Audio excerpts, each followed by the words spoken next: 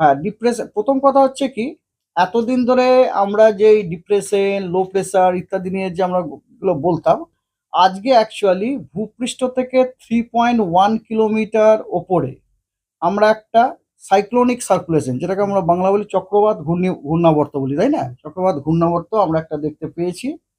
এটা হচ্ছে south West বেতে। এবং যেটা আপনাদের আমি কদিন আগে বলছিলাম যে অনেক সময় এই যে সারফেসে যে লো প্রেসারটা না, ওটা অনেক সময় দুরকম ভাবে হয়। একটা পক্ষে বলি আমরা ইন সিটু, মানে নিজে নিজেই ফর্ম হয়ে গেল। আর একটা কিরকম হয়, ধরুন ওপর লেভেলে কোথাও কোনো সাইক্লোনিক সার্কুলেশন হয়েছে, তারপর ওটা ডিসেন্ড ডাউন করে যায়।